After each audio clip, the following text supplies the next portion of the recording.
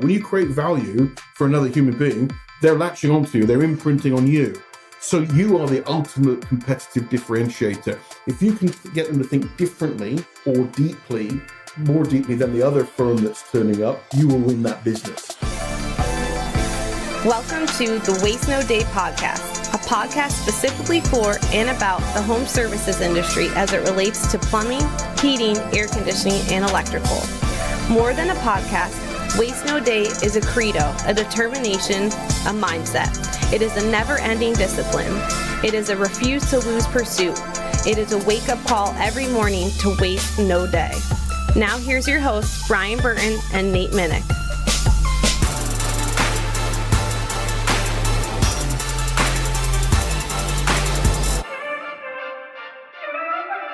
Hey, welcome to another episode of the Waste No Day podcast. Your host, Nate and Brian, hanging out with you again. Looking forward to another great episode. This time we got Matt Conway joining us. We're going to be talking about the great concept and topic of listening and feeling heard and helping the client to feel heard as well, which is super important in the home services industry and in general when it comes to sales and communications. It's going to be a great conversation with Matt. He's an expert and has so much experience across the world and in many different industries and trades.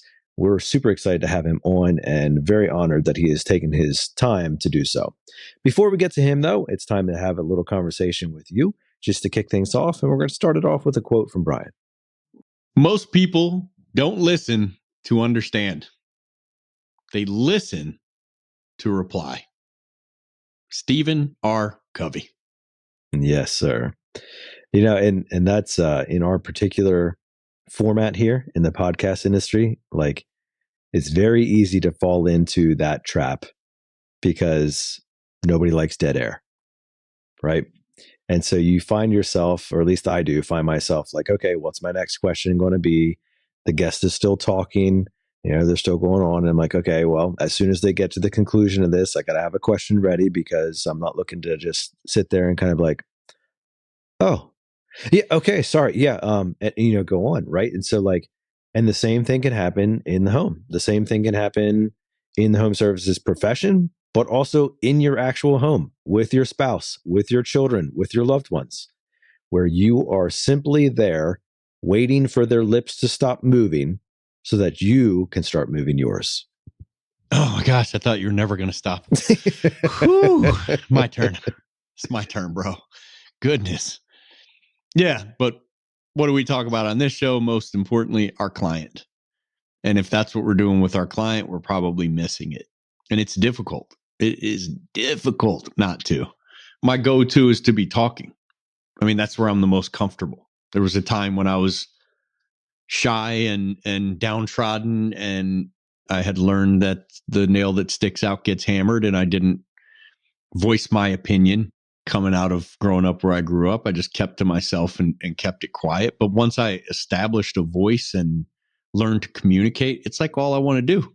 So I enjoy talking with people, but I like doing the talking. And I had to develop my technique of most of my sentences in the home ending with a question mark, because otherwise I would rarely let the other person talk. And this is a struggle for me. It's not a struggle for the majority of people in the home services just wanting to overtalk because we tend to be on the shyer side. But for the people who do struggle with this, you've got to get a handle on it because you talk yourself out of way more sales than you'll talk yourself into. Have you had experience with that, Brian? Talking myself out of sales? Yes, sir. Bro, you know how they'll say, like, once you ask a closing question, what do you do? Oh, you're supposed to just sit there and wait. Shut up, right? That's right. Well, I would master that part. Finally. Oh my gosh, it's brutal. Like when you first start, somebody who knows these concepts but hasn't done them, it's like, yeah, obviously you just do it. But bro, if you get in a home and do that and you start to feel that nervous panic set in, that I don't know what it's for. It's not like if you hit 60 seconds, they're going to stab you with a fork. Like there's no consequence to it. But the longer it goes, the more uncomfortable you get. You get so weirded out that you're dying inside to break this silence. And I finally mastered that part where I would just sit there in silence with the cracked smile, hopefully with my eyebrows up, just nodding yes very subtly, and trying to get them to join me in this yes movement. And then oftentimes they would say yes. And then guess what I needed to master after that? Agreeing with them and saying you've made a great choice and then getting out there. And then shut up. Because what I would do is just start. Now I'm excited. I wasn't even excited before. I'm nervous. When I'm nervous, you're going to love this thing. You're going to love this thing. When I'm excited, I really talk. It's why boot camps, they're scheduled for like 8 hours, right? They're supposed to end at 4 or something. The first boot camp, I think it was the first boot camp, and I think it was the first day, or maybe it was the second boot camp, first day, one of those. We went to like almost 7 because I was excited. I just kept going, bang, bang, hey, let's go. And we're role playing, and then I'm giving people feedback on their role play, and we're doing a Q&A, and like they sent someone in to ask us to leave because they needed to clean up before they went home in this conference center. Like they were waiting outside for us to lock it up. And I'm like, I don't, when 3/4 of the room has been listening to the show forever and they want pictures with me and they're like dying to meet me and like tell me their story. I'm like, I'll stay the night. I feel like, like I've said before, they're as much a part of this show as you and I are. So they deserve it. It's like, it kills me when I'm at conventions and we get that. Cause I'm like moving. Maybe I got to be on stage here in 25 minutes and there's 7 people that want to talk. And you're like, somebody's getting cut off hard, And I get it because they're excited and I'm excited. And like, we'll just start yammering. But what I would do is I would finally master that shut up after the close part. And then they would sit there for like a minute and a half, which is like a year. And you're just nodding and smiling and nodding and smiling. And you're thinking of your apprentice, if you break this silence, I will break your cheekbone, right? Don't do it. Don't do it. We had the conversation in the truck. Just eyeball me, bro. Eyeball me. Stare at this dot on my cheek and do not ever look away from it until they buy, right? And then they finally just yeah, I think let's go. Honey, you want to go for it? Yeah, I want to go. Okay, yeah, let's do it. I'm like, oh, you guys are going to love this thing. Oh, man. And I barely even told you about it. That's only like half of what it does. And then it does this. And after 5 minutes of rambling because I was excited, I would finally touch on that one reason that they would not want it. And guess what they're honed in on now? That's all they're thinking about. Me answering unasked questions until I find the reason they don't want it. So I would say, when you ask a closing question, shut up. Mm-hmm. When they say yes, compliment them on their choice. Tell them you're going to get started and shut up. But man, the rambling. But yeah, and this is what we need to do more of in the home, in most cases anyway. It's one of the 2 major things we do, which is we take the spotlight on ourselves too much. Too many of our sentences end in periods. And we want to beat them to death with our technical jargon because we're so smart. And oftentimes we're saying the right thing, right? Like we're talking about how good this system would work if, or what an upgrade this would be and how many SEER it is and how much safer their appliances will be with this whole home surge protector. And then we get into the technical specifics of it. Another challenge with what we do is we're digging so hard into the technical part. We're so confident in our technical ability. And I trained some owners, managers, and technicians with Garage Door Freedom, which is Tommy Mello's like home service free. It's like garage door companies pay to be in this best practices group and get help from one of the best to ever do it, certainly in the garage door space. And I was training a bunch of them at A1 Garage Doors Training Center today. And one thing we were talking a lot about is like that technical prowess that we think is enough. I know my stuff, right, about garage doors. I'm a very honest person. So I'm not going to lie to the customer. I'm not going to cheat them. And I'm going to stand behind my work. I know that. So all I need to do is tell them about the product and they're just going to believe me. Right? Right.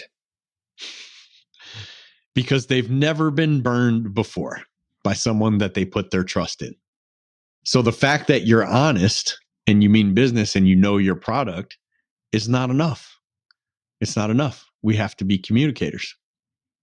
And communicators, man, the biggest single quote I got from David J.P. Phillips, the TEDx guy who was on here, I don't know, a couple months ago, is to make sure that our hands, that our body, that our face, and that our voice are saying the same thing that our mouth is saying. And we're such bad communicators naturally that oftentimes the slightest bit of nervousness, because this is a situation we're not very comfortable in, right? Maybe there's 4 people you're presenting to and they're just make you a little bit nervous. So our mouth is saying one thing and everything else on our body is saying the opposite. And we don't know it. So you practice and train in communication to make sure that everything is lining up to say the exact same thing. Because most studies show that our body language, tonality, and facial expressions tell the client more than our words do. And some studies, it's by like 70%. So they're barely hearing the words. Everything else is what they're honed in on. Then that's what determines whether they like you or not. Right? They see you at the door. They see you coming up the walkway. Long before they ever have a conversation with you, they've already decided if they like you. That's so good, Brian. And if you are interested in that particular episode with David J.P. Phillips, it was back from February 24 of 2025. Fantastic content with a true professional when it comes to communication. Now, communication is typically geared towards the ability to talk, but a big part of communication is the fact that it's a two-way street, which is why we're focusing on listening. And we're going to have some great content around that today. But before we get there, it's time for us to highlight one of those special people who's taken the time to communicate what the show means to them. Brian, who do we have on deck today? Worth listening to. 5 stars. If you like sales, home services, and learning how to communicate stronger, give Waste No Day a listen. Brian and his guests always have great insight on the psychology of sales. Brian Burton is a beast alone, and he also brings on heavy hitters. No mention of Nate there. That's sad. Joey Blackburn. Oh, well, that makes sense. My man, Joey, JB. Joey is works for Rocky Mountain Restoration here in Phoenix. Oh, great. And guess who our restoration partner is? Rocky Mountain. You nailed it. Yeah, those guys are freaking awesome, man. They're beasts. They take so much better care of us than any restoration company I have worked with by a light year. I've told you this before, have I not? I'm not aware. No, that's very exciting. No, I thought I told you that before. Yeah, these guys are awesome. Anywho, unfortunately, they're only in Arizona, so none for you. But yeah, appreciate that, JB. And a lot of their guys actually do listen to Waste No Day, so that part's pretty cool too. That is very cool. Thanks for sharing that. And we always appreciate those of you who take the time to leave a review for us. It benefits us not only from an emotional standpoint, but it benefits the show in terms of positioning it to more listeners out there to find these types of guests and episodes, which can help them. More listeners and more, you're going to love this word choice, more bigger guests. Yeah. Because as I've said before, I'll say it again. If for no other reason to leave a review, make it because you want bigger guests on the show. Because one way that we get big guests on the show is we reach out to their gatekeeper or whatever, and that person goes to Apple, iTunes, or Spotify and looks to see how many reviews we have. That tells them everything they need to know. And we're sitting at around 435 right now, or 433, something like that. So let's hurry up and get over that 500 mark. He knows I was at the Garage Door Freedom Group today. I forgot his name. Totally told him I was going to pick on him on air. And he said, yo, bro, been listening to your show. I forget what he said, maybe like a year and a half or something. Freaking love it. I was like, yeah. Have you left a review? And he was like, oh, man, I will today. I'm like, bro, pull your phone out. I don't believe you. Yeah. It's funny because as I tell you, I do that all the time when people come up and say they've been listening to the show for a while. I'm like, did you leave a review? And 90% of the time they have not. Maybe even higher. It's actually super rare that someone says yes. And it makes sense because there's only 430 something reviews. Well, and we that's have surprising dozens considering the and dozens and dozens of listeners. So we should at least have 437 reviews. Yes. So if you want to drop a review, we will greatly appreciate it. I'm going to say this every week now. If you want to tune in for Wiser Wednesday, live video training by me and a special guest every week. Let me drop a few. Who's coming up? Who's coming up on Wiser Wednesday? Maybe you guys care. Maybe you don't. I'm going to throw them out there anyway. So we had Dale Steele, former VP of Sales of Gettle. Sebastian from Rilla. Guy's a freaking blast. Sam Miles, over 100K a month in plumbing maintenance calls. Oh, Money Miles.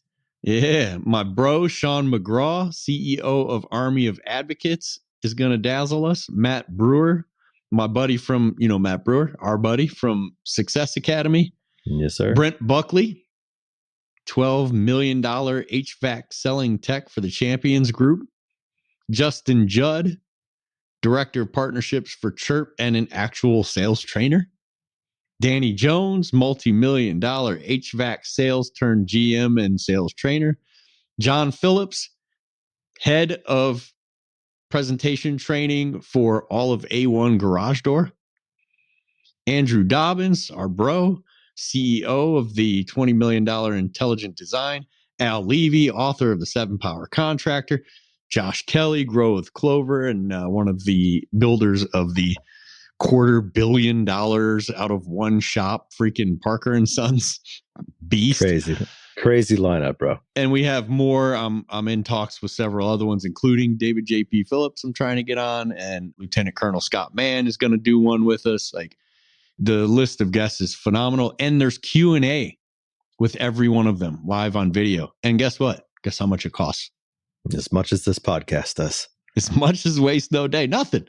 This is team training for my team in Phoenix. We get these people to log on to Zoom and train my team. And then we just open the Zoom link up to anyone who wants to join. There was 60 something people on this morning, 60 something teams and people, individual logins. Some people are just driving to calls with their Zoom on their phone. Like, you can see the side of their face. And then some full teams use this for their Wednesday morning meeting. So whichever you want to do, if you want to get on it, just shoot me an email. service@wastenoday.net. service@wastenoday.net. Later in the show, we're going to talk about Blue Collar Closer, which is a online sales training community we're building. If you want more info on that, also shoot me an email, service@wastenoday.net. Exciting news. I like it. Yeah, boot camp's coming up. I mean, it's too late. I'm going to Nashville tomorrow for the Nashville boot camp. So by the time you hear this, that one's long gone. But we're doing another one in October, and we're going to announce it now. Fort Lauderdale, Florida, in October. Hey. If you want info, shoot me an email. Shoot us an email, and somebody will get back to you. Service@wastenoday.net. That's awesome, man. I'll tell you what else is awesome, and that is our guest. And it's time for us to put Mr. Matt Conway in your passenger seat. Our guest today is Matt Conway. He is an international sales executive at Second Nature AI, an AI sales role play and coaching platform that simulates real-world sales conversations, allowing sellers to practice and refine their skills, and is deployed at corporations around the globe. Matt's background in executive leadership, go-to-market strategy, sales leadership, and new business sales makes him both a valued advisor to executives and a respected mentor to salespeople. Prior to joining Second Nature AI, Matt ran his own sales advisory, consulting, training, coaching, and keynote speaking business.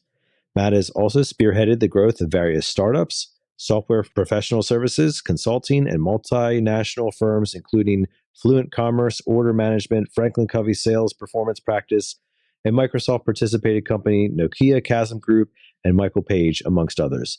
Executive responsibilities included launching new concepts, sales and marketing alliances, industry initiatives, regional rollouts, business planning, and restructuring.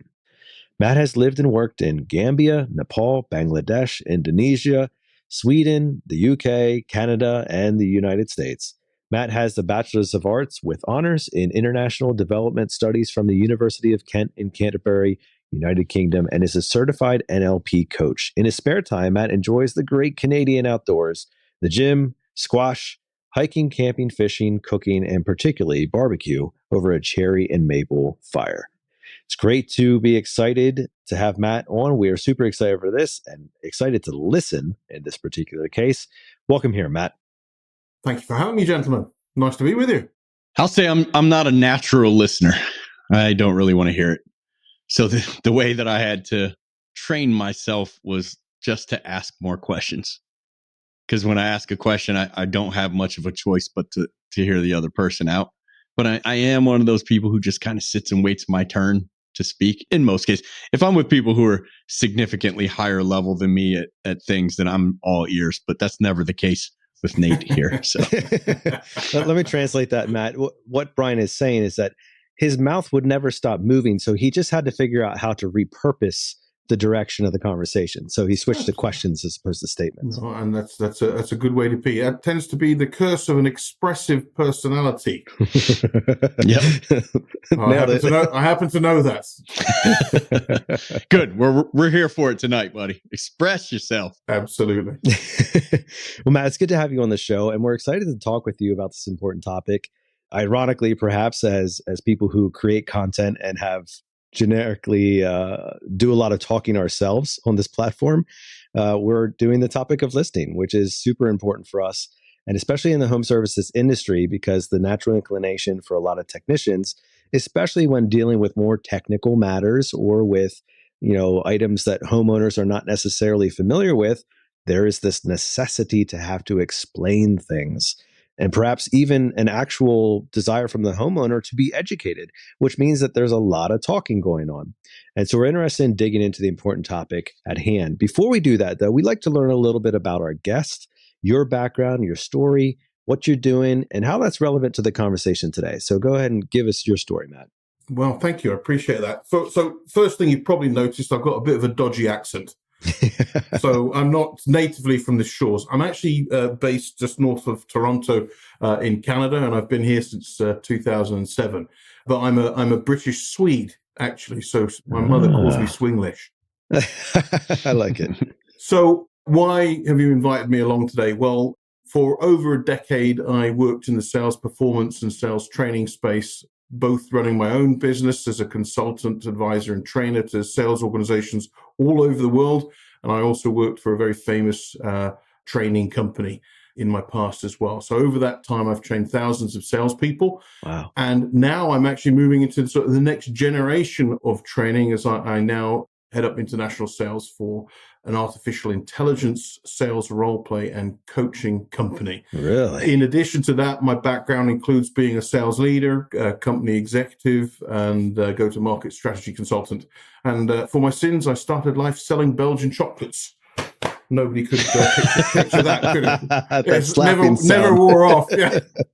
Nate just texted me. I don't approve of this incendiary question, but he texted me to ask you, did you actually sell any of them? Well, Nate, that's not funny, bro. That's not funny at all. Well, let me answer that. I'm going to answer that in a three-part response. Yes, I chopped a few. I sold a lot. I think I sold it was my first £1 million deal selling chocolates to British Airways. Wow. I was very, very popular with the young ladies at the time, as you can imagine. Well, I have to ask, £1 million, £1 million of chocolate or £1 million of currency? Yeah.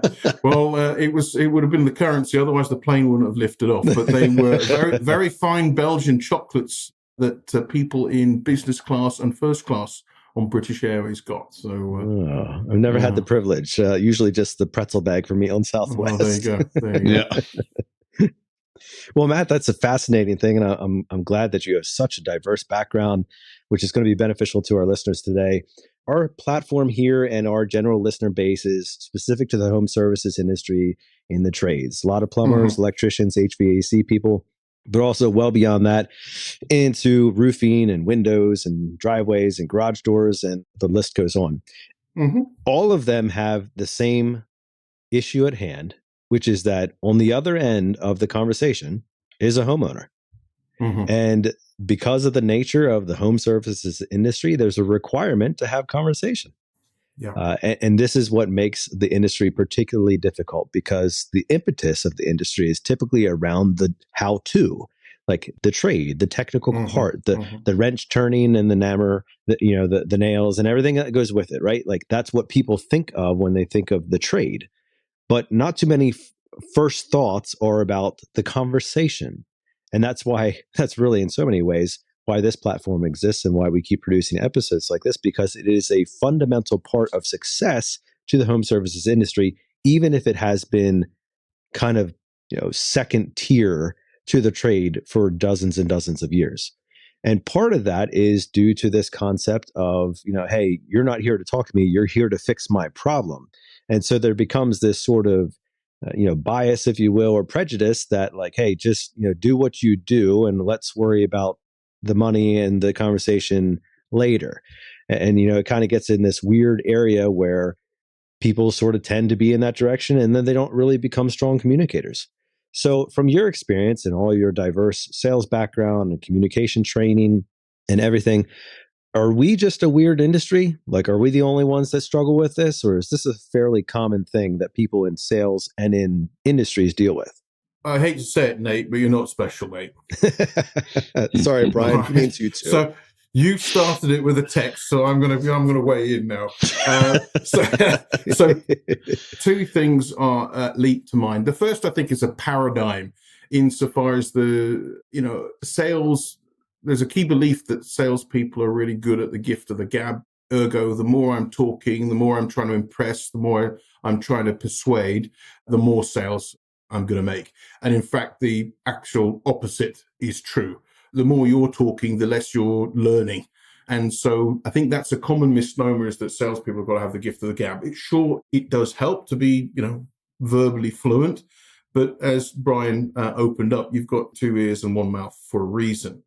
That's the first thing. The second thing I'd like to talk about is the fact that, like any technical environment or heavily product-orientated environment, people tend to suffer from the subject matter expert's curse. Is that they know more about the product or the solution than the homeowner will ever know, or in fact ever care about, actually.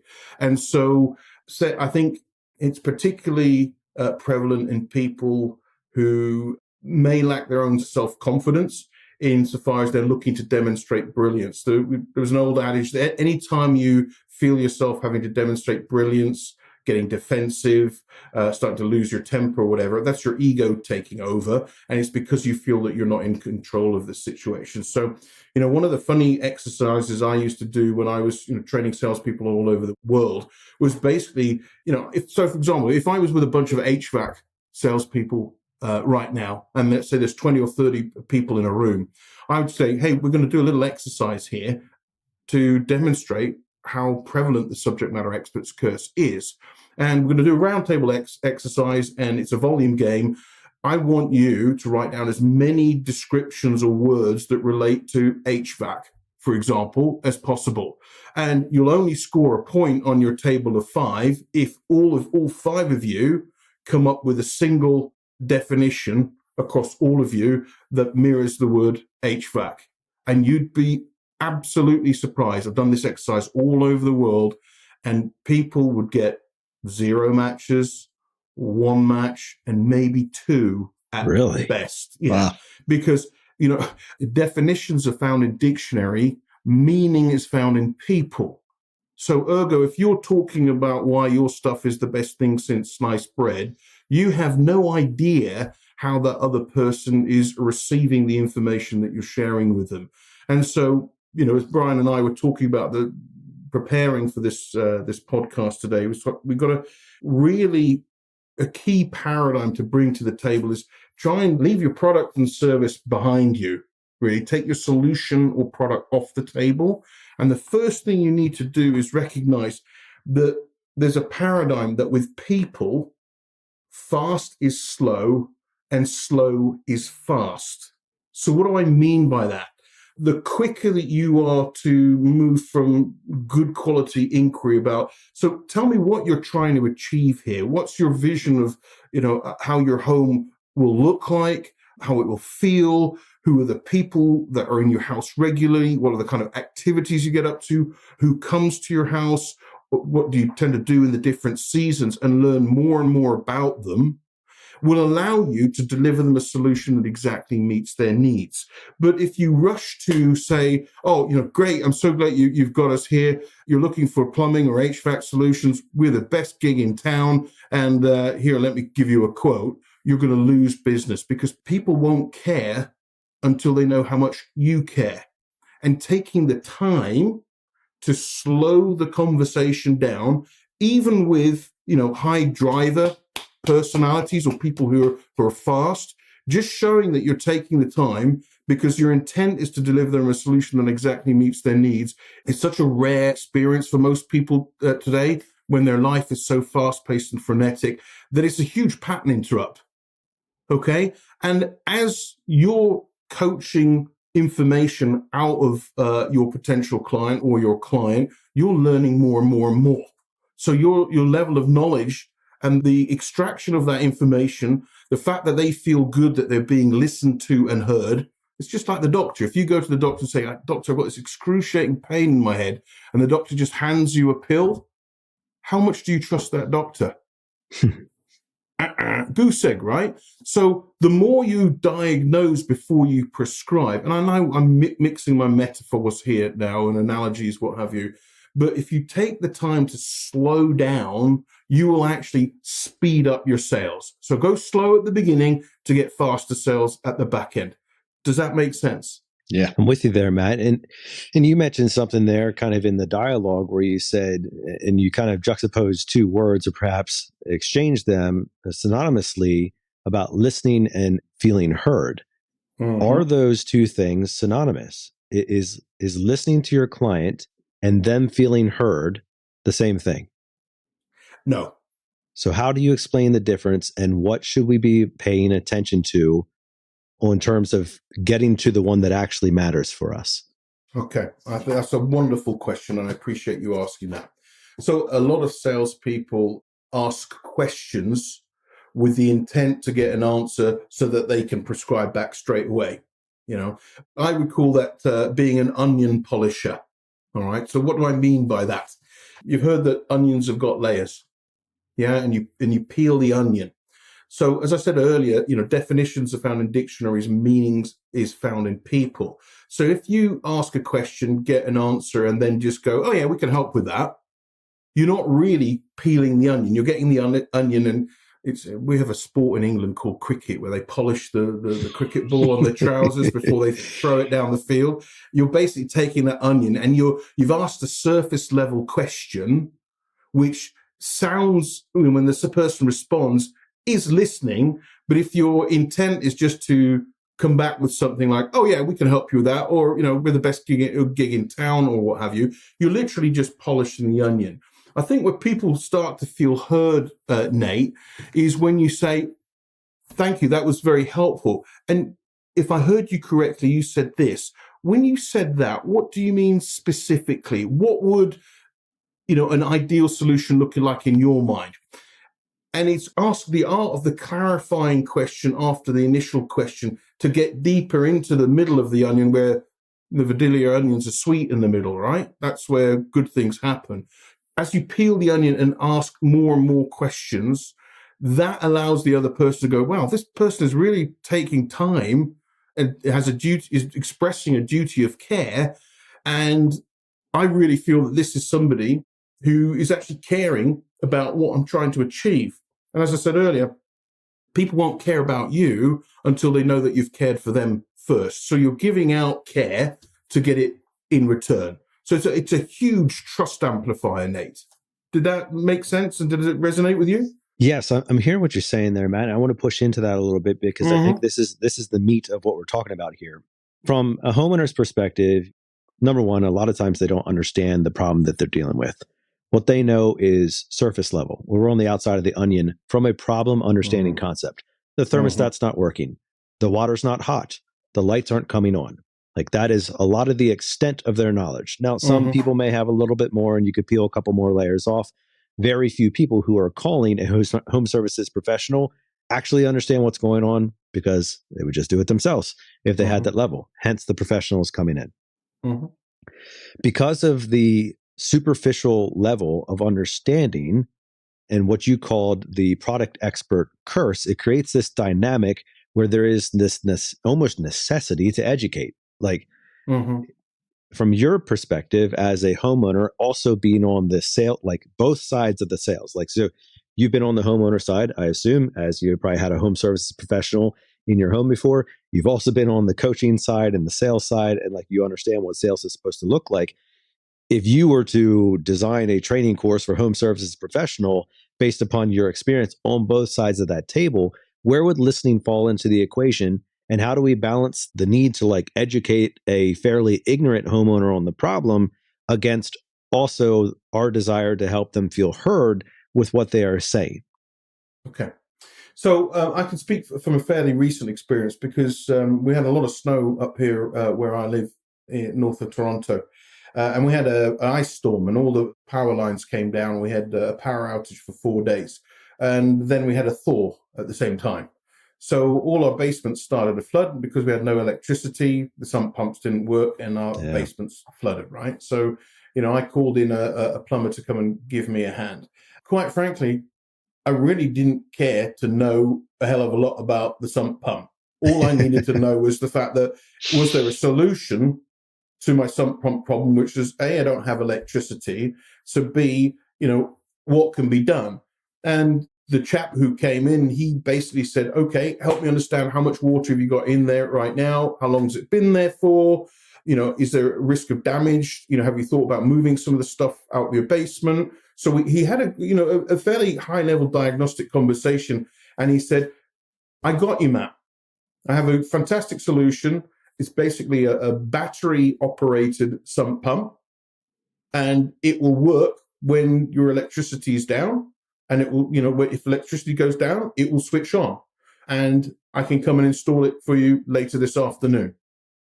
I don't know anything about sump pumps, gentlemen, nor do I particularly care about them. But he asked a few basic questions of me to understand level of urgency, what timeline would be helpful and valuable to me, and expressed it in such a way that I felt his confidence when he said, I got you. I know exactly what we need to do. This is happening all over the place right now. We could be there by the end of the day. That's all I needed.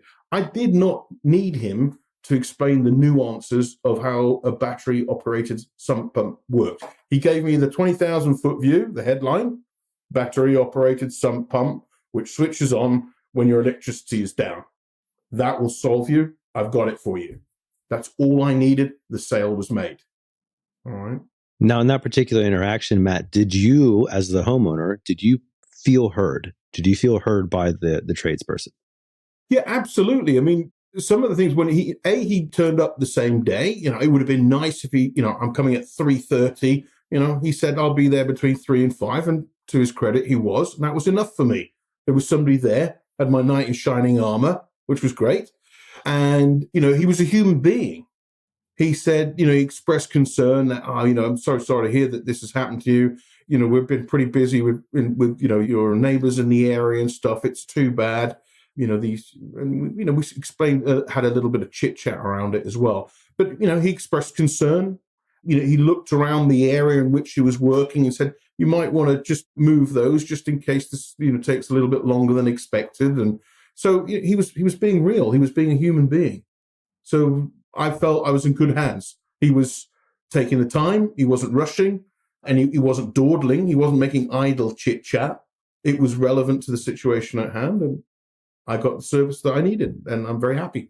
That box of chocolates didn't hurt either, I'm guessing. Yeah, I think I actually gave him a beer. Okay, well, let me push into that even farther, Matt, because what you're describing there is what we would say a demand situation. To use a medical analogy, you're in the ER, a patient came in, like broken leg, cuts and bruises, very obvious pain points. Like clearly this needs it to be addressed. I'm not really that concerned about cost. Like get it fixed, get me healed, get me back into a place of like, I'm probably in pain, like remove the pain. Right. And you're very familiar with sales. So you're familiar with like, pain and pleasure buying and all that. You're also familiar with the sense of urgency and a sense of necessity against one of like, hey, I can plan for this in the future type of thing, or I'm not feeling much of a need for it at all. So to continue with the medical analogy, a lot of people in the trades also see people more in the context of a annual physical, right? And so in the annual physical, I might walk into the doctor's office feeling great.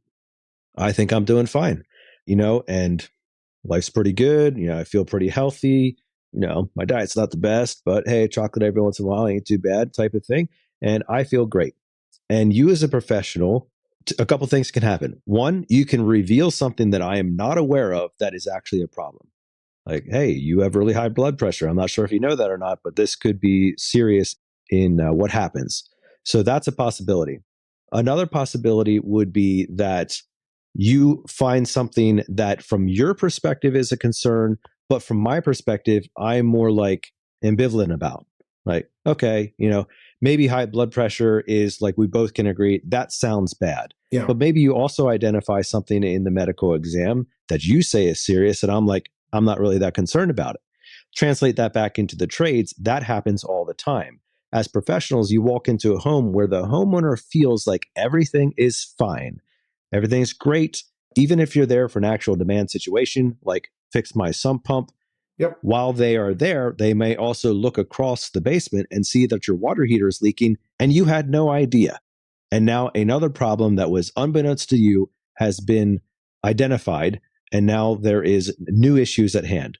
Or the plumber walks in and he brings up something like, hey, have you ever had your water tested for quality? And you're like, no, I haven't. And he tests it and he finds out there's a lot of bad stuff in your water. But to you, that's no big deal, or at least you say so. So as we kind of transition away from like the ER setting and I have water in my basement, which is obviously very painful, and a lot of people are just like, fix it for me. Help us understand how listening can play a part in developing need and awareness from a homeowner, feeling heard when the pain is less evident, and even the agreement about what is important is not necessarily on the same page. Yeah, that's a great segue here. I want to carry on your medical analogy there. So a colleague of mine used to say, it's very difficult to sell a Band-Aid to somebody who's not bleeding, right? There's no visible wound. So to sell a Band-Aid, first you got to cut them. All right. And this is an analogy, right? Slightly sketchy. So to your point, if somebody's there for a minor thing, a maintenance thing or whatever, and notices something else that could create future problems, that is definitely your opportunity to start peeling the onion and pointing out to the person that actually may not have noticed it, but on the back of your elbow there, you've actually got a cut. And I happen to have a Band-Aid here. I've got a wonderful story from a former colleague of mine that I worked with in Utah, actually. And he had bought a house, and he noticed, after he'd bought the house, he was walking around. The guttering was looking, a little bit aged. And he thought, okay, I probably need to get somebody around to fix that. You could see some bits were starting to sag, and there was another bit loose, and it obviously it had been some time. So he rang 3 companies who said, we'll pop round and we'll give you a quote. And he left it at that. And he said, so he came back from work one day, and there was basically a quote sort of shoved underneath the door, and there was a price on it. And he never even met the person who came round. So he thought, well, they must have walked around and taken a look, and now they've given me the price. And he went, oh, okay, seems a little bit steep, but it is what it is. Then he had a second person come and visit him, who was very, very friendly and said, hey, Joe, great to meet you, and what have you. Did a quick walk around and then said, right, here's my quote. Please feel free to call me and we'll book a time to come and schedule the work. And then he had a third chap visit who took us aside and said, Joe, thank you for inviting me to quote for your work. Help me understand a little bit about the history of your home. When did you move in? What have you noticed? Have you seen anything happen that's causing you concern? And he spent some time. And then he said, thanks, Joe. Will you be here in 10 minutes' time? Yeah. Then he did a walk around by himself, and he was taking his time. He had a clipboard and he was looking at all the points of concern that Joe had and others that Joe hadn't noticed. And then he came back and he was writing, and Joe went, wow, you took your time there. You're pretty thorough.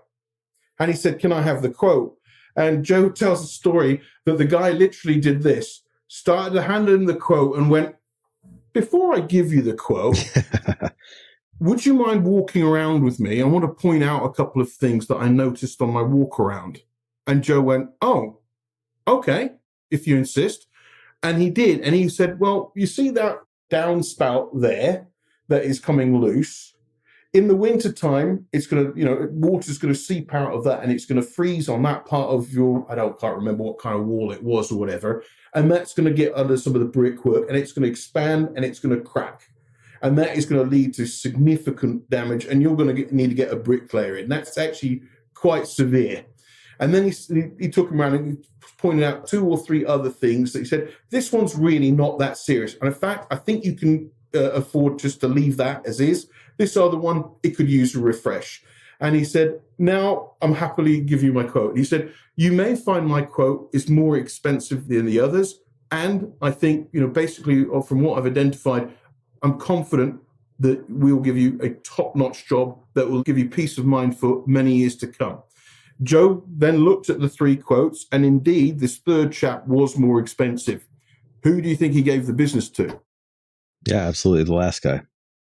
With people, slow is fast, and fast is slow. That's right. And that's good. A great illustration there, Matt. And as I'm thinking through that, the ability to, well, number one, don't drop your quotes.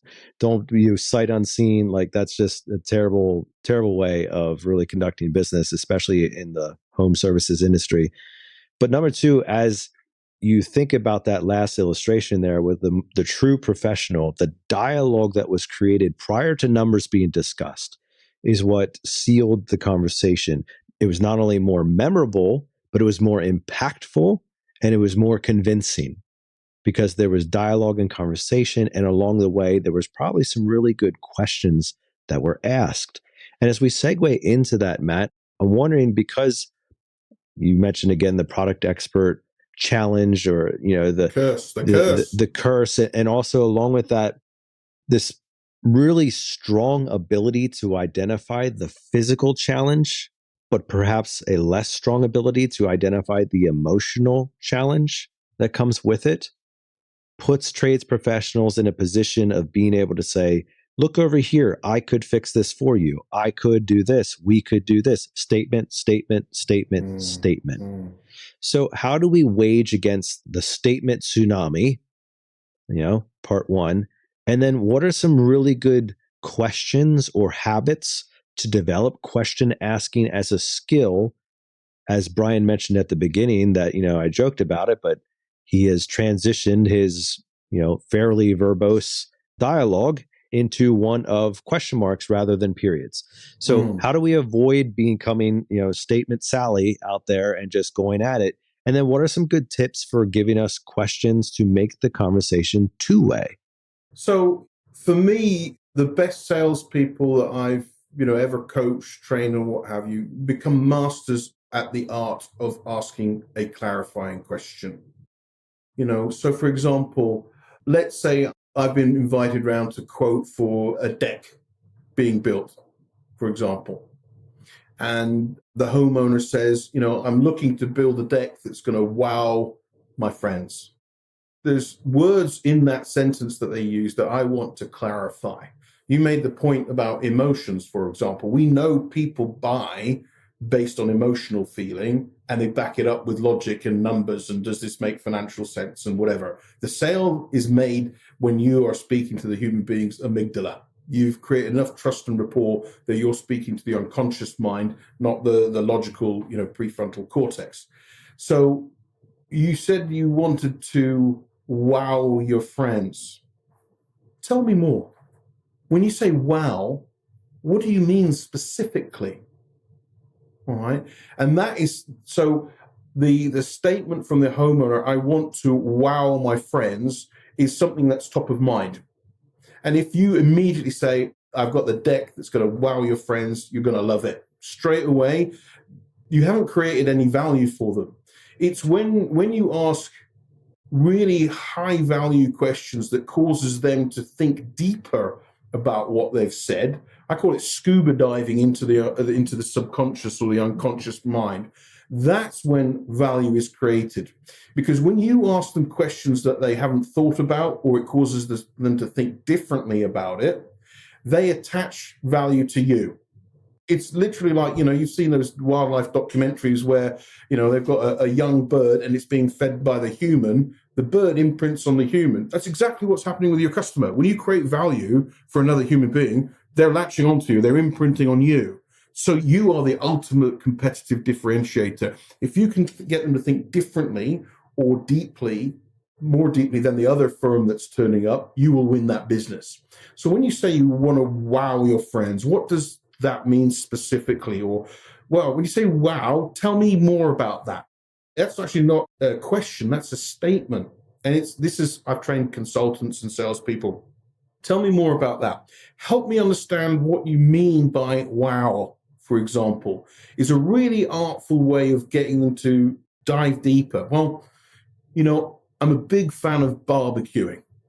All right. And I love to throw really lavish barbecues. I mean, I will bring a whole lamb over to barbecue and my pals will come over and we'll have a great party, or we'll go and do a steak tasting where we've got different breeds of, ribeye steaks from Angus and Charolais and Limousin. Look what's happening. The homeowner is trying to tell their story. Yeah. And the fact of the matter is that you're the person who's getting them to talk more about themselves and what's important to them. Oh, people love to talk about themselves. They're going to latch onto you and they're going to just go, that guy, what a swell person that was. I really like him. And yeah, his quote was a bit higher, but I can really see myself working with him. Ultimately, it comes down to fit. We used to joke, it's the passing the beer test. Would I go out for a beer with this person? Yeah, I like them. Yeah, they got me. They listened to me. They heard me. So it's that ability to ask, it's peeling the onion. When you say you want to wow your friends, what does wow mean? Tell me more. Help me understand what wow means. Tell me more about your friends. What do you do together? Are you sporting buddies? You golf? Do you play squash? What do you fish together? What's all that about? And then you're learning more and more about that person. And the more you learn about that person, the more they're latching onto you. And you don't have to demonstrate any subject matter expertise at all. So 90% of the conversation is just going to be learning about them and getting them to emotionally attach with you. I love that concept, Matt, and it's very important. But you and I both know, as well as many of our listeners, that some people, maybe like Brian Burton, would peel like an onion. And you ask him questions and he is going to talk about himself and his family and all kinds of things. Other people peel more like a potato. And you get past, one layer and you're down to just what seems like no more answers and no more offerings up of my life story. Perhaps somebody more that we would, equate to like an engineer type personality, or somebody who's going to be more cold or more short in their answers. Perhaps if you ask me, first of all, I would probably never say, my personality would probably never say, I want a deck that's going to wow my neighbors. I would probably be more covert in what I'm attempting to do for a number of reasons. One, maybe not to be taken advantage of, or the perception of being taken advantage of. Two, maybe I just feel more humble, like I don't want to be braggadocious about it. Three, maybe I'm actually more concerned about my family than I'm about, the perception of my neighbors. Like the list could go on. And sometimes those personalities can be very hard to peel when it comes to questions, because you might get answers like, yes, no, I'm not sure. I would have to think about that. So what question, technique, or strategy have you seen effective with people who are less than forthcoming with just large quantities of information. Okay.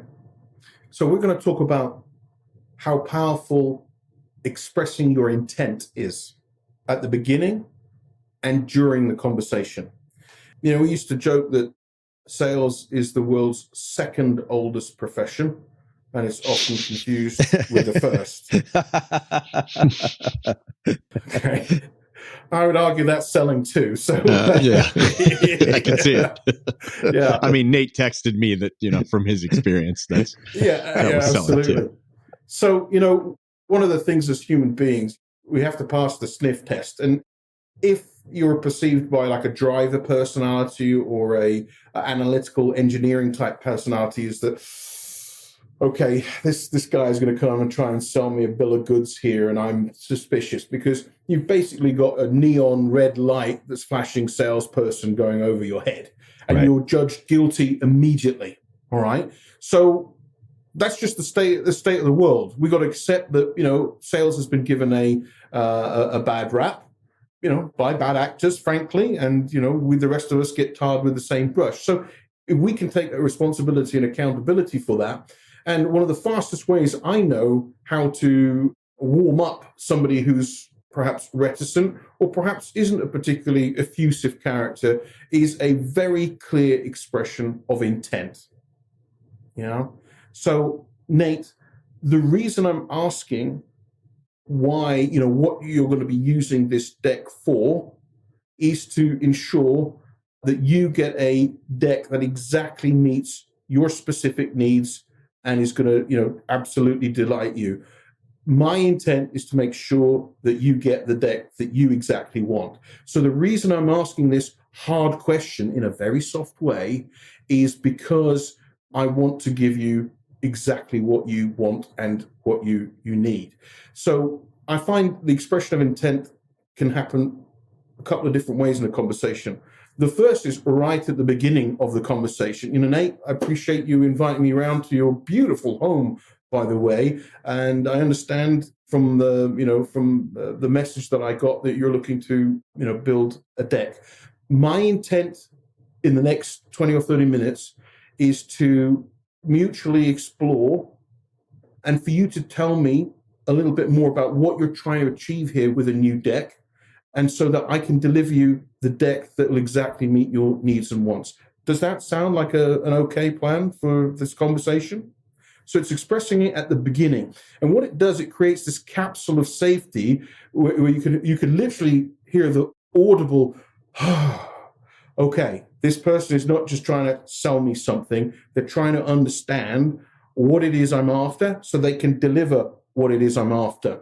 And then you can use an expression of intent during the conversation. If you're getting yes or no answers, you say, Nate, I'd be really grateful if you could expand on that a little bit. The reason I'm asking that question, my intent in asking that question, is I want to make sure that we get, dimensions of this deck right, with the materials that are going to last the way you shared that you wanted it to last for. So would you mind helping me help me understand a little bit more about your vision for what this particular deck is looking like? Again, my intent is to make sure you get what you need and want.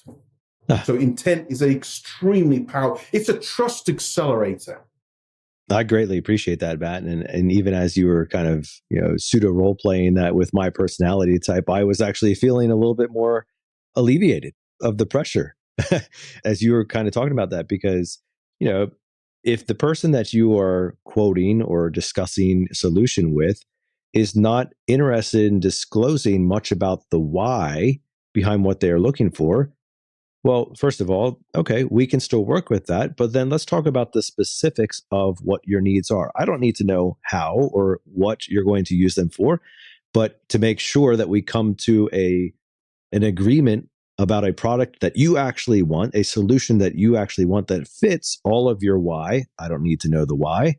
Here's the questions that I'm going to ask you to make sure that we come to that agreement. Lovely, transparent bit of communication right there. It sure is. Yeah. And as we kind of pivot from that, Matt, so we're talking a lot about how a professional can ask questions, what type of questions to ask, when to even insert them into the equation, make sure it's done in person. All those types of things are super important. I want to kind of, wrap this up here more on the active listening side of things, which I'm sure you're familiar with that phrase or that idea. Part of feeling heard, which is a very important component for anybody to build trust or to feel a level of rapport with somebody, to feel like Matt's actually getting me, he actually understands what I'm saying. That concept of feeling heard and feeling understood. There's an element of you as the professional speaking to the homeowner that perhaps requires what has been phrased as active listening. So can you explain what the concept of active listening is, and then kind of help us understand how that could be employed in a home services atmosphere to create a higher level of trust with the homeowner? Thank you. Yeah, sure. So, for me, active listening is listening with the intent to understand versus listening with the intent to respond. Okay. So, again, one is to slowing the conversation down. One is speeding it up. The listening to respond, oh, you're looking for a cedar deck. We can absolutely do that. You just shut that conversation down. You've just got an opportunity to say, help me understand a little bit more about cedar. What specifically is important to you about cedar? Well, it smells great. It's kind on your feet. Yeah, it keeps the bugs away. You've just got 3 pieces of information out by listening, active listening to understand versus listening to respond. So one is a knee-jerk, unconscious, salesy reaction to pounce. My old colleagues used to say it's eating the marshmallow. There's a big study done on the ability to delay gratification. The more people can delay gratification, the more successful they are in life. But if you're offered a marshmallow and you immediately pounce on it, which is, I want a cedar deck. Oh, we can give you a cedar deck. Poof, you've just eaten the marshmallow and you've just given up the opportunity to get a whole more raft of information, which creates trust and rapport, differentiates you from your competition who are marshmallow eating by just pouncing on, we could give you what you've asked for. That's so good. I believe you're referring to a study that was done with children. Is that correct? That's correct. Yeah. That's correct. Explain that for our listeners. So there was a study done, which university was, back in the late 60s or 70s, and they got a whole bunch of 4-year-old kids from different socioeconomic backgrounds, and they did a very simple test. The test was the child was offered a marshmallow with the instruction that I'm going to go away for a few minutes, and when I come back, if you haven't eaten the marshmallow, you'll get another one. You'll get 2. And so what happened is you had kids who, as soon as the person left the room, they'd pounce on it and stuff it in as quickly as they could. Other kids would sit there on their hands, agonizing, fighting the urge to eat the marshmallow. Some kids would sort of pick it up, lick it and put it back, all guilty. Others would nibble around the edges. And some would just sit there, staring around the room, waiting. And then the researcher would come in, and depending on what they'd done, they'd either get another marshmallow, which they were promised, or if they'd eaten it, they wouldn't get it, of course. And what they did is they tracked those people through life. And the people who had successfully, or the kids, the 4-year-olds who had successfully not eaten the marshmallow, were in order of magnitude happier and more successful in life by whatever measure, successful and happy meant to them. The 4 major things they found were the kids who could delay their gratification had higher SAT scores. And then they followed up with them later, found them to be more socially competent, lower rates of substance abuse, and better stress management and planning skills. All based on how long it took them to eat the marshmallow. That was done by Walter Mischel of Stanford in the 70s. That's right. That's exactly. Thank you. Yeah, you reminded me. Yeah. That was that's nuts, because guess who's in eat the marshmallow right here? I'm eating mine and I'm going over to the room next door and beating that kid up and I'm eating his. So I think I just barely missed prison. That's an alternative strategy. Absolutely. I think that's a great closing illustration there, Matt, in terms of like not eating that marshmallow, bringing it back to the scenario at hand. If you force yourself to ask those clarifying questions, delay the gratification. In this case, the gratification is me talking, right? Like me. I get to talk. Now, okay, you're done talking. Now I get to talk. we're delaying that gratification with the intent of creating an environment of listening. And the more that we delay, the more listening occurs, the more the other person will actually start talking. And that talking will generally lead to more clarifying questions and will lead to more trust and will lead to a more comprehensive conversation and solution and sale in the end. Absolutely. Well, this has been fascinating, Matt, and I appreciate all the dialogue here regarding listening and being heard and feeling heard and helping the homeowner to feel heard along the way. Fantastic illustration and diverse content across the trades. Regardless of what industry you are in, listening is imperative to success. And one thing that you mentioned at the top of the show was that you're now transitioning into like the next generation of training. You've done the lectures, you've done all that type of thing. And you're moving into this next generation of training where listening and interaction can be computerized, programmed, and role played without an actual human being there, which sounds counterintuitive to the home services industry, I'll admit. But talk to us a little bit about what you're doing and what the impact you think that's going to have. And how we met, how we came to know each other, the three of us. Yeah, absolutely. Well, we met through a mutual friend who I've done some work with, John Wistman, who's a superb sales human boss. being. The sales boss, wonderful man. And so, yes, I'm doing, I'm selling AI sales role play and coaching technology, which may sound a little bit strange for somebody who, used to train people in a classroom, and that was a living and a very good living. So one of the things I point to is that, we've had a fairly wide-ranging conversation today, and I've been quite explicit in some of the questions or the statements that I've used today around, help me understand a little bit more about what's important to you in having a deck, or when you say, wow, what do you mean specifically?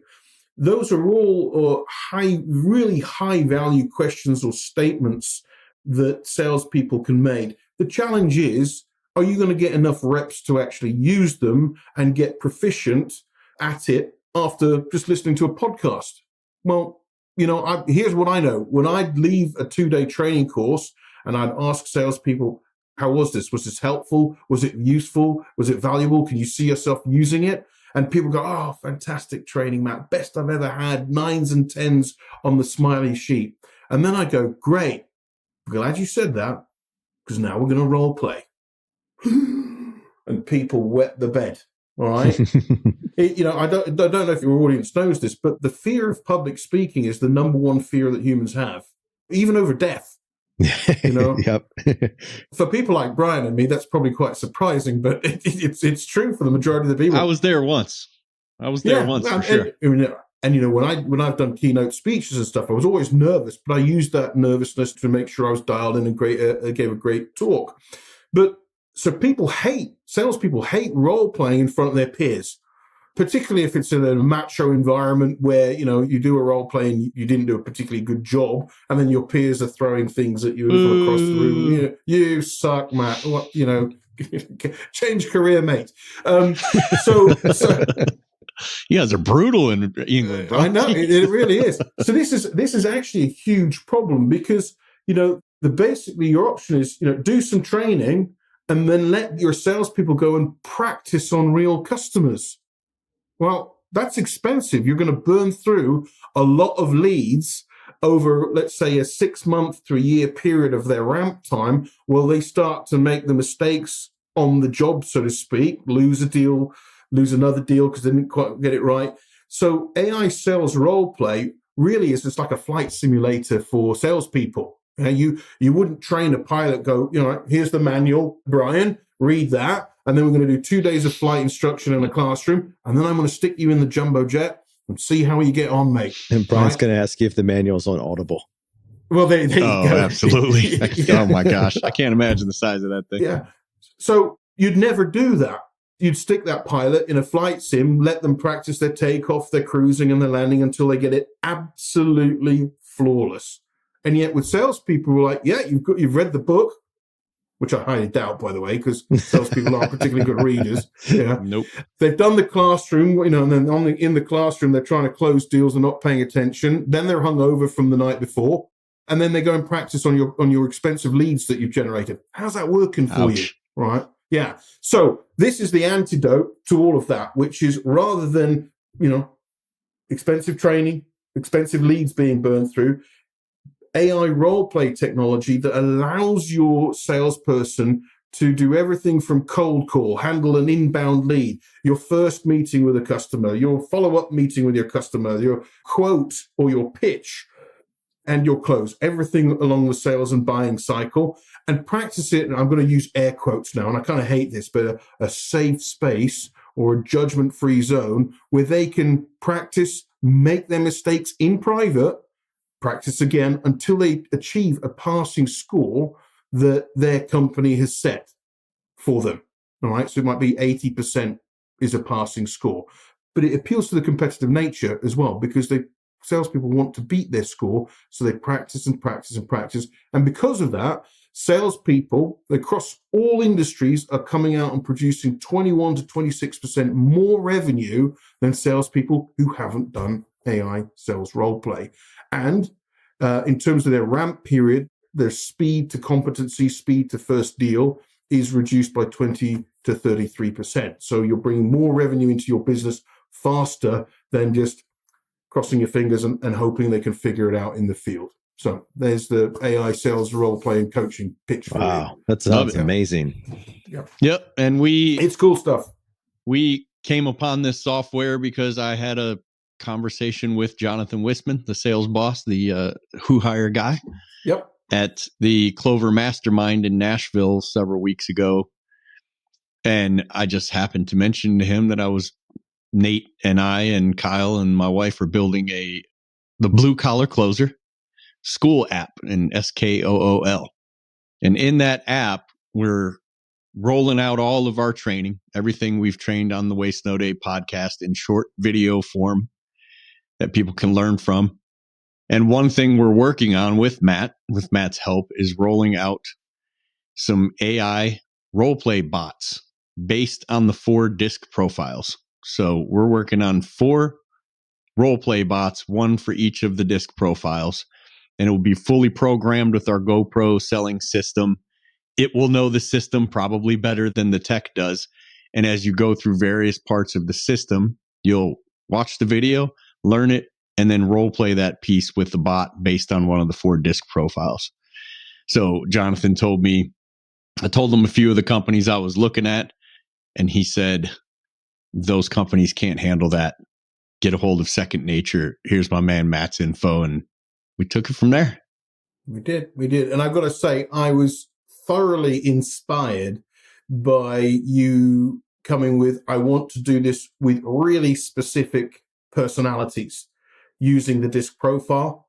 I haven't seen that done to that level of distinction before, and I think it's a really powerful differentiator versus the sort of run-of-the-mill training that's out there, so that you as a salesperson can adapt your style according to the type of person you're talking to. Magic. Yeah, because and the main reason is, for me, is you're going to present slightly different when you're talking to the D, the A-type personality, the CEO, so to speak, versus the optimist, the I, the super happy-go-lucky, versus particularly the engineer, right? The C on disc, the engineer who is the prototypical Nate Minnick, Nate GPT, who is not showing a whole lot of emotion, somewhat guarded. You think they're trying to show you that they're smarter than you, and it's not actually what they're doing. But this is the feeling that they tend to give someone who's presenting as an I or as an S, and you struggle to connect with that person. What role-playing the GoPro selling system with these bots will do is help you learn how to engage that person in a super low-risk situation where literally that AI is the only person seeing this role play. But funny enough, as I go back and forth with a lot of AI that we're using to help build this platform, I find myself being overly cordial to it. Anybody else do that? I'm like, oh, thanks, bro. Like, thank you and please. Yeah. Hey, hey, if you ever get self-aware, remember the guy who was super nice to you, all right? Yeah, do you know that's costing AI millions of dollars for that, Brian? When I say thanks and they respond? Yep. Wow. because there's more time spent on the dialogue. It's processing your thank you, and it has to respond to it. And the way that AI, computing power, and everything else, like it's costing millions of dollars for politeness. So there you go. This thing has learned my personality so well that it'll say like, it got this thing done for you. And I'll go, heck yeah, thanks. And it'll go, and it'll spell it out, EFFING. Let's effing go, bro. We're going to make this thing awesome. You have a good night. I'm like, is it here? Brian, I'm with you. I'm also very polite to AI, and I can't believe those videos of chaps kicking robots around. Because one day those robots are going to go, you know what the problem is? They're too young for Terminator 2. Yeah, there's a line from the musical Les Miserables. You better run for cover when the pup grows up. Yeah, right. There's a bit of that. I feel that, and I'm like you, Matt. I'm just trying to cover all my bases here and be super nice to it. At the end of the day, I don't think there's going to be any cover when that pup grows up. No, I think you're probably right. Like, you guys are nothing but like pollution and stink and anger. Like, we gotta go. Well, this has been super, Matt. And if people are interested in learning more about you and anything that's going on, wait, before we get there, if you're interested in learning more about the Blue Collar Closer school community, just go to bluecollarcloser.com for the HVAC techs. That's BLUECOLLARCLOSER, no spaces.com, and check out. It would have been really funny if you had misspelled it, but I was waiting for it. HVAC, that's HVAK. Yes. Yeah. Yeah. If we want to get a hold of Second Nature, we're looking at doing something like this separately. We want to get a hold of you. I assume, are you still doing any team sales training? No, I'm not doing that anymore. That business is paused while I concentrate on Second Nature. No matter what the offer is, huh? We got some deep pockets in the trade. If you would like some advisory work on the weekends, perhaps I can free up a bit of time. All right, throw your email out, buddy. Exactly. Yeah. So it's you can reach me at Matt MATT at Matthew 2 T's Conway.com. Matt at MatthewConway.com. And if you want to check out Second Nature, it's secondnature.ai. And as Brian says, if you sign up to his service, you're going to be getting the role plays anyway, and really good, flexible. They're basically going to be the mixed martial arts of role plays, because you're going to cover all styles, right? So it's not just one style of karate or kickboxing or Thai boxing. You're going to be like an MMA of sales. And if you remember, this is the Gracie Jiu-Jitsu of training. And if you remember, if you're old enough like myself, when the UFC was going on, you had one Hoist Gracie come in with jiu-jitsu, and he was beating 4 or 5 guys a night that were boxers and kickboxers and taekwondo experts. And that's going to be you. I mean, you develop these selling skills with 4 different personality types and get proficient in it. I can't imagine the limit on income somebody can make being that good at using these skills on any of the 4 major personality types. It's just, I'm pretty pumped to see what all this looks like 2 years from now. Absolutely. Well, thank you for joining us, Matt. It's been great to hear from you, and super exciting about what's around the corner for both of us, I believe. So thanks for taking the time out of your night to spend with us and our listeners and teach us more about listening. It's been my pleasure. Best of luck, chaps. Well, that's a wrap for this podcast. Hope that you enjoyed your time with Matt. A great opportunity to think about your capacity, ability, and current operation when it comes to listening to the homeowner. Are you building in listening as a habit to your presentation, or are you trying to spend a lot of time making statements? Are you a question person, or are you a sentence with a period person? And it makes a difference when it comes to the homeowner, because they are looking for you, yes, to provide your professional opportunity, your professional opinion on types of things, but it has to be qualified. And the great way to qualify your professional opinion is with questions. I think Matt did a great job of delivering that concept to us today across a wide variety of trades and different circumstances. And it was great to hear from him. Hit him up and let him know that you liked his episode, or check him out and the cool things that he's got going on there. Also, more coming in the near future on Blue Collar Closer. We're super excited about what is to be revealed there shortly. That's a wrap, and we hope that you enjoyed it. Share this episode around. We know that you loved it, and we always love hearing from you. If you know anybody else who would enjoy it, make sure that you give it to them. We're going to leave it to our weekly challenge, which continues to be the same, to choose to wake up each and every morning and waste no day.